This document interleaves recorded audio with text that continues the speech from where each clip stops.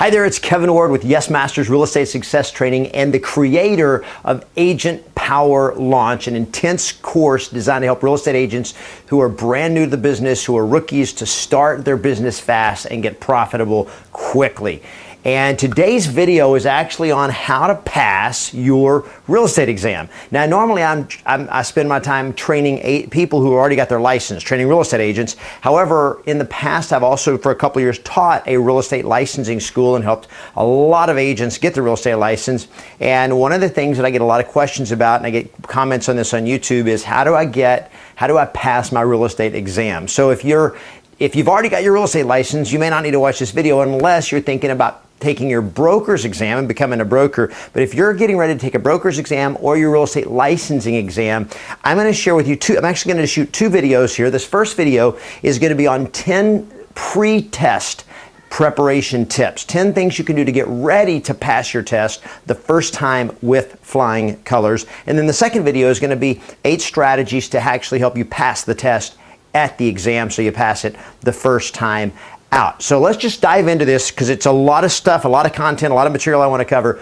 to help you really get ready here so that you can get ready for your real estate exam and pass it on the first try. So there's 10 things. Number one, the first 2 of these are going to actually start a lot with mindset. So number 1 is positive declarations.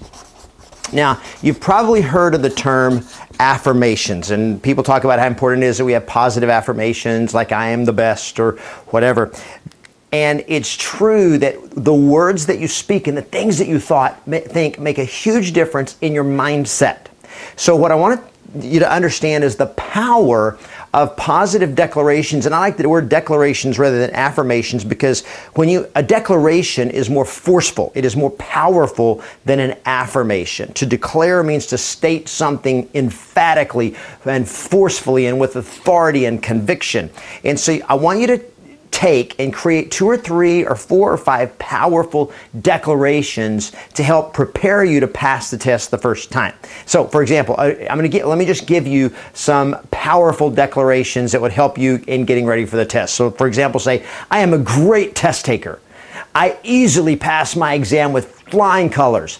I know the answer to every question. Now notice, as I'm giving them to you, I'm giving them with conviction. I'm giving them with passion. I'm not saying, I easily know the answer to every question. I hope, I think, please. No, you got to have conviction. You want to have power as you state you're declaring it to your mind, you're declaring it to your subconscious brain, and you're declaring it to the universe that I am a great test taker. Another one is answers come to me quickly and easily. I have a great memory. Now, what a powerful declaration. I have a great memory. Because be honest, have you ever had one of those moments where you go like, oh, I can't remember anything? Or, oh, this is so hard. Well, whether you knew it or not, those were declarations. You are making a declaration to your subconscious mind, I can't remember anything. Now, here's what you've got to understand about your subconscious mind. Your subconscious mind is literally available for you to program it to think any way you want it to think. And when you're telling it, I can't remember anything, your subconscious mind will obediently help you not remember. It will help you not be able to remember because you've programmed it to think, I can't remember anything. So don't do that. So number 1 is you want to create some positive declarations. I just gave you some examples of some powerful declarations. Pick 2 or 3 and just start saying them out loud with conviction while you're studying, while you're getting ready for every day. Until you pass your exam, you want to be saying those declarations. And secondly, is you want to eliminate any of the negative declarations, any of the negative, unsupportive thoughts that pop into your brain, like, I can't remember anything, or this is so hard, or oh my goodness, I'm so terrified, or I'm freaking out. Here's the question that I learned to ask myself anytime I had a thought like that. And that is, how does that thought serve me? How does this thought serve me? And if that thought doesn't serve me, if that thought is not helping me, then immediately you want to eliminate it. Now, how do you eliminate a negative thought? With a positive declaration. Oh, I can't remember anything. No. Say cancel, cancel. I have a great memory. I have a great memory. I have a great memory. I know the answer to every question. I know the answer to every question. I know the answer to every question. You eliminate the negative, unsupportive thoughts and you replace them with positive declarations. And when you make that mindset shift, everything gets better in the way as you prepare for the test, as you get ready to take the test, and then once you show up at the test, your mind has developed a new level of confidence, and the negative thoughts have been eliminated. They've been taught to take a flying leap. Thank you for sharing. I don't need you. Get out. And the positive declarations are in there going like, I have a great memory. I passed this exam with flying colors. It's a piece of cake. I know the answer to every question. I have a great memory. I am a great test taker. All of that makes a huge difference in your brain. Number two, that's number one and number two. Number three, you've taken your real estate licensing courses. Now what next? And here's the answer. Do this ASAP. Okay, I'm going to be real clear on this. Would you just get it done already? You took the classes, you took the licensing courses. Now take the test, pass it, get your license, start making money. But what has been amazing to me is even when I was teaching real estate courses, the licensing courses, is how many agents would take the courses and then they would procrastinate and procrastinate and procrastinate and procrastinate before taking their state exam. Oh, I'm not ready. Oh, I'm so worried about it. Oh, I've got to get time to prepare. And what do you think's going to happen? The longer you wait, you think, are you waiting for the knowledge you got in your brain to sharpen up?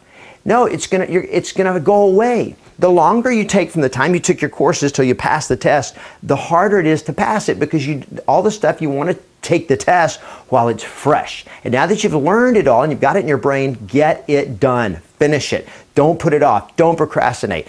People who procrastinate here are more likely to procrastinate once they get their license, which makes you broke. You can't procrastinate in this business. So don't procrastinate on getting your test taken and your license. So do it ASAP. It's easier and it's better because you can start making money faster. Number 4 is time block. You've got to set aside time to study. Now, there's 2 ways you can do it. One is time block 1 to 3 hours a day for a period of 2 or 3 or 4 weeks. And that would be every day, just time block. You're going to spend some time studying and preparing every day. Or another way you can do it is the crash course method. And the crash course method is time blocking an entire day or an entire 2 days, depending on where you are and what kind of course it is, what kind of classes there are. And you're literally going to go in there and just cram it all in, but you're going to time block it, which means you set aside that time to go to a class, or you set aside that time to sit down and study, that you create the time. It's kind of like, well, I just don't have time. Well, you make the time. If this is important to you, time block it. Set aside the time so that you're not scheduling your test date and then running up to 3 nights before and going like, oh no, I'm not ready. Oh no. And then you freak out and you create stress. Now, what stress does is stress doesn't make you stupid, but it does make your brain not be able to remember as well. Stress makes your brain kind of freeze up and the stuff doesn't come to you. And when you're not prepared, then that's when you have what we call test anxiety. And what I'm teaching you, all these 10 steps are designed to help eliminate test anxiety so that when you walk in there, you are cool and confident and the answers just flow out magically. It's awesome. And you can do this. So you got a time block. Number 5 is I want you to take as many practice tests as you can. And with a lot of your courses, if they're online courses or not, a lot of you have online, they give you practice exams. And hopefully they do it where it's on a computer, either online or on a software, so that you can practice the tests and it's more simulated like your state exams are. And the reason this is important is because you've learned the information, but when you learn the information in a book, and then you sit down in the exam room to take a test, the test is not like the book. Why? Because now it's all, multiple choice. It's questions and it's all tricky. And it's like they're trying to trick you. So when you practice taking the test, you're actually learning the information in the format that you're going to be tested on the information. So you get used to seeing the information in a test format, so it's way easier and less stressful when you get into the actual real estate licensing exam. I hope that makes sense. So you want to take as many practice tests. In fact, that was how I did most of my studying, was not reading through the books. Most of the studying was actually just taking practice tests. And I figured when I started scoring 95% on all those tests, I knew I could go into the test, the real thing, and pass. That was all that mattered. All right. So you want to do that. The next thing is you want to make sure that you are learning the terms. And what I mean by that is real estate has its own specialized vocabulary, right? So you want to make sure that you're learning the terms. And one of the easiest ways to do that is to take your course material, your course books, and just go through the glossaries or the vocabularies. So at the end of every chapter, it may have a vocabulary, or they may give you a list of real estate terms. And if you'll just sit down and literally read the word and then read the definition and read through those glossaries, it's amazing, because when you're familiar with the real estate lingo, with the real estate terms and what they mean, most of the questions fit into that terminology. So when you learn the terms, it's a very powerful way to help you pass most of the test questions. Next is assuming you've used books and they've given you books, textbooks with your real estate class, and especially if you sat in class and highlighted and all that, here's one of the great things you can do is scan through the books. Don't try to read them all. Don't try to study it all. Literally, if you'll just scan them, you just look through there and you look at the page and you see where you highlighted, and scan through there. You're not trying to memorize it all. At this point, what you're doing is you're literally just taking a mental image of the stuff. Now I know this sounds weird, but all of us have a photographic memory. Now, what we most of us do not have is a skill at recalling what's in our memory. In other words, it's all in there. It's just how do we get it out? Well, that's going to be in the second test. The second video, I'm going to show you some strategies for how you help that information just kind of flow out. But the thing is, if you'll understand that if you'll just scan through the book and look at each page and not try to read it necessarily, but go through there where you literally sit down and in an hour go through that, because those books are like 300 or 400 pages long. You're not going to read it. It would be mind numbing. It would just, you'd want to die. So scan the books. Scan through the stuff that you've highlighted. If you've gotten review material and stuff, scan that stuff, because it's literally getting in your brain. And then when you go in prepared, it's easier for it to come out, and the answers will literally just flow out of your mind. So scan the books. Number 8 is I want you to use memory hooks. Now, I don't have time to do a whole training here on how to use on memory hooks for doing real estate, but I'm going to give you some examples of how you can use memory hooks to help you remember stuff. So, for example, one of the common memory hooks is there are numbers and terms and stuff that you have to memorize for the real estate exam. So, for example, pretty much everyone has to remember how many square feet are in an acre. Do you know the answer? Well, here's the answer. It's 43,560. That's how many square feet are in an acre. Now, how in the world do you remember a random number like that? Well, you use a memory hook. So I'm just going to share with you my memory hook. Okay, this is my memory hook, and you figure out your own, but this is mine. So I was taught it a little different than that. This is my spin on it. But I want you to imagine we're going to take the number 4 and we're going to divide it by 4 and 35 and 60. 43,560. And here's what I want you to picture. I want you to picture 4 very large, giant, fat chipmunks. And they are in a car that looks like an acorn. And you know, an acorn is the nut that chipmunks eat, right? That they stuff in their cheeks. So I want you to imagine this giant acorn car. So it looks like this huge acorn, this big nut, falls off an oak tree, and it's got wheels on it. And these 4 fat chipmunks top down like a convertible acorn, if you can imagine that. So you got the picture of that? You got 4 fat chipmunks, and they are in this convertible, and they are driving down the freeway 35 miles an hour, going down Highway 60. Now, in Southern California, in Los Angeles and the Inland Empire, where I live, there is a major freeway called the 60. And so that was how I taught it, was imagine 4 fat chipmunks in a big acorn car going 35 miles an hour down the 60. Now, they're driving down the carpool lane. Everybody's honking at them because they're just taking their time, and they're just singing, and they're singing like the chipmunks. I can't do that, but you get the point. And you create a visual image of 4 fat chipmunks in an acorn car driving 35 miles an hour down the Highway 60. Now, I'll give you another spin on it. In Texas, where I originally started real estate, there is a major interstate highway, Highway 35. In fact, it goes through, I think, a lot of the middle of the U.S. And so when I learned it the first time, it was 4, it wasn't chipmunks, but I'm going to give you the chipmunks, 4 fat chipmunks in an acorn car going down I-35, Interstate 35, at 60 miles an hour. So here they are, they're going down the highway at 60 miles an hour down I-35, 4 fat chipmunks, 35 down the Interstate 35 going 60 miles an hour, and everybody else going 70, 80 miles an hour and honking at them. And if you got the image, now you can remember that. Now, where are the 4 chipmunks going? They're on their way to their acre lot. That's it. So four fat chipmunks going 35 miles an hour down the 60, or four fat chipmunks going down I-35, 60 miles an hour on their way to their 1 acre lot. That's how many square feet are in an acre. Now, weird. Okay, I know it's weird, but you know what? You remember it. Okay, you want another one? So how many feet are in a mile? Well, you got to remember there's 5,280. How do you remember that? Well, there's 52 cards in a deck of cards. So just picture a deck of cards. Just picture a deck of 52 cards with a big neon green 80 on it. So there's 5280. 52, and that's a deck of cards. And those deck of cards are scattered down the freeway for a mile. Giant cards. 52 cards in a deck with a big neon 80 on the back of all the cards, 1 mile down the freeway. There you go. 5,280 feet in a mile. And you can do stuff like that with numbers. You can do another way to remember numbers is with rhymes. You know, like, when did Columbus discover America? In 1492, Columbus sailed the ocean blue. Well, how do we remember when Columbus discovered America? Because we have a rhyme. And so you can use a rhyme, you can use songs, you can use poems, all that kind of creative stuff like that. Let me give you another one. There's one that's the 4 walls technique. And this is for remembering a list. So you got a list of 3 or 4 items or up to 8 items. And I'll show you how you use what I call the wall technique. I don't think I made that up. I didn't make the technique up, but I call it the wall technique.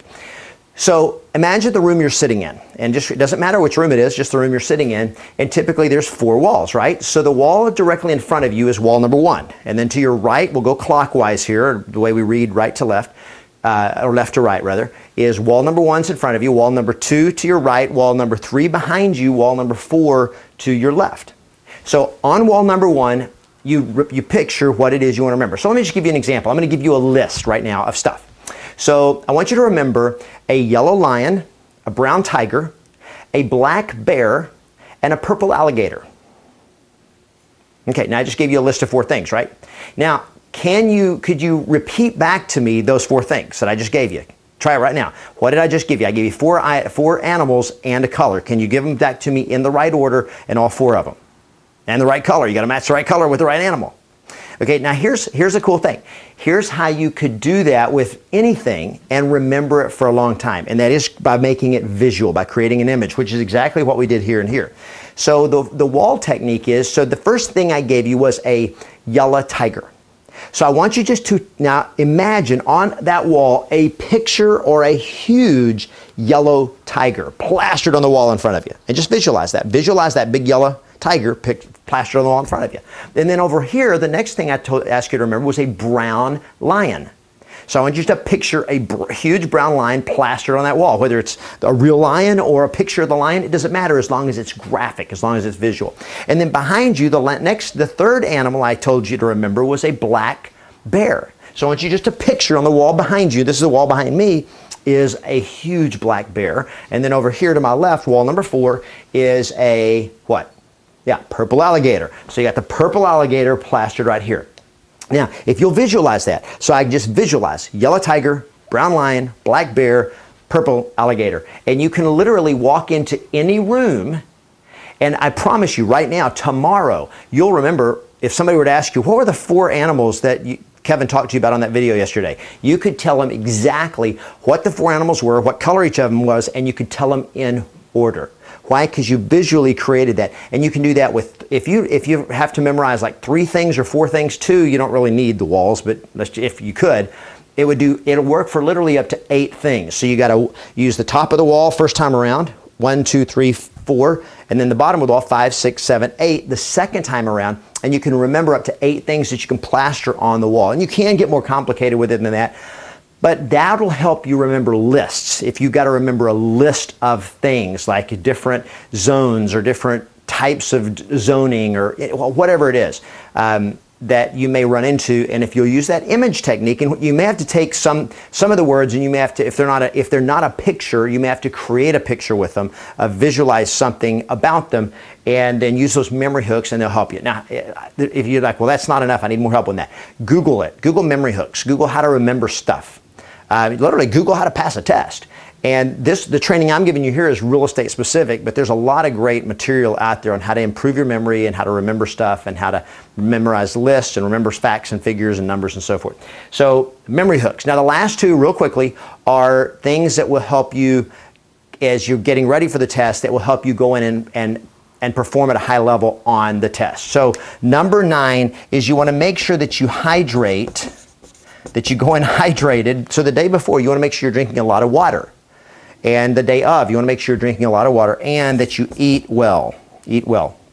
So make sure you eat well. Because what you don't want to do is the night before, the day before, is you don't want to eat a bunch of stuff. You don't want to go out drinking and have a bunch of alcohol in your brain. And then especially the morning of, avoid anything like sugary foods, greasy foods, heavy foods, any fried foods, anything like that, because what those literally and physiologically, they slow your brain function. And you don't want to do that. You don't want to walk in there groggy and your brain fried from the heavy food you just ate or a lot of sugar. If you drink a big Coke before you go in, you're going to have a sugar crash and your brain does not function as well. Your memory recall is slower. Your reasoning and like you're doing math stuff, your math questions, you're going to have a harder time with them because your brain is foggy. So don't put yourself in that position. So make sure you're hydrated, drink lots of water. When you're more hydrated, your brain is happy, and when your brain is happy, it's going to serve you better. Better recall and better thinking skills. And then finally, the next thing, and very much associated with that, is also make sure that you are well rested. You want to be rested. Get lots of sleep. The night before the exam, you want to make sure that you get plenty of rest, plenty of sleep, because a rested brain recalls information better than a sleepy brain. So if your brain is tired, it is not going to serve you as well as if it's well rested, well hydrated, it's well programmed because you've eliminated the negative and you got the positive in here. And if you'll take the time and the discipline and just prepare it and just knowing all of this, it's not a lot of effort. It's just a matter of being clear about, hey, this is going to help me pass this test and do well. And I know you're going to do it well because you get it done fast, make money faster. That's why you started doing this in the first place. On the next video, we're going to talk about how to actually show up at the exam and pass it with flying colors on the first try. We'll talk soon.